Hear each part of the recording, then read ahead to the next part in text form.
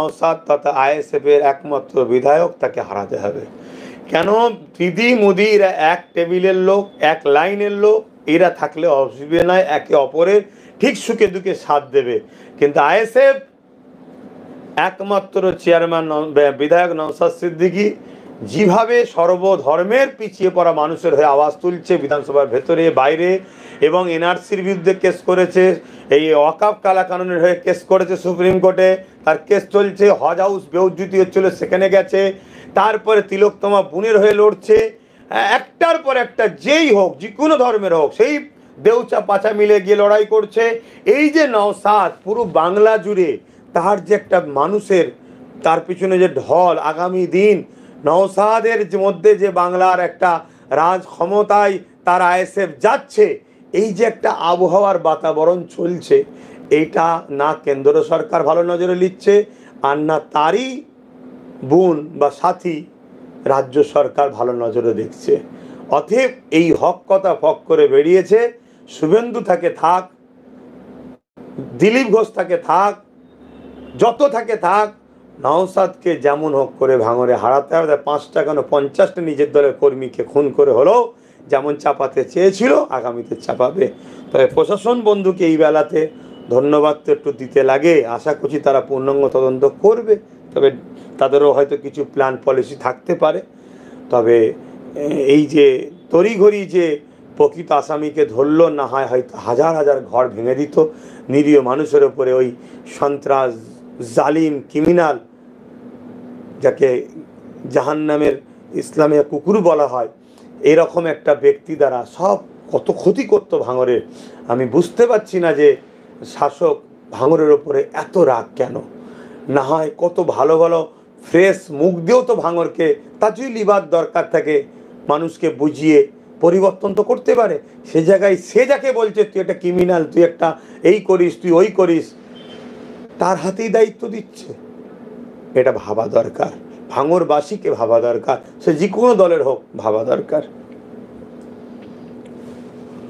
ও আমি হাঁপিয়ে যাচ্ছি কথা বলতে আজকে। আর কেউ কিছু জানতে চায়? আমার খুব কষ্ট হচ্ছে, রহমত খান ঘুম পেয়ে যাচ্ছে কেন কি জানে। বলছেন আজান ইমাম সাহেবদের নিয়ে একটি সভা অনুষ্ঠিত করেন।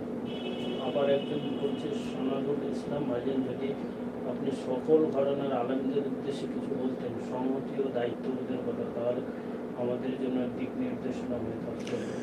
আলহামদুলিল্লাহ, খুব সুন্দর কথা বলেছেন। আমার কি ভাইয়ের নাম? একটা হচ্ছে রহমত খান আজাদি, আর একটা সানারুল ভাই, খুব সুন্দর কথা বলেছেন। অ্যাকচুয়ালি আমাদেরকে বুঝতে হবে যে ইসলাম আমাদের সবার, কোরআন সুন্নাত দিন ইসলাম আমাদের সবার। আমাদের বিভিন্ন স্কুল, বিভিন্ন সেন্টার, বিভিন্ন জায়গা থাকতে পারে, বিভিন্ন দরবার, বিভিন্ন শায়েখ, বিভিন্ন আমির, যার যার কাছে তার কাছে থাক। এই মেসেজ কিন্তু আমি প্রায় জলসার প্রোগ্রাম থেকে দিয়ে থাকি।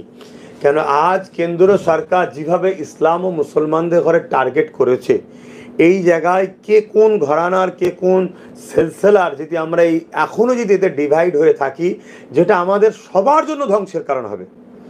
তাই আমি বলবো আবার একবার, আসুন আপনারা যদি কোনো জায়গায় আমাকে ডাকেন বলুন, আমি যাব।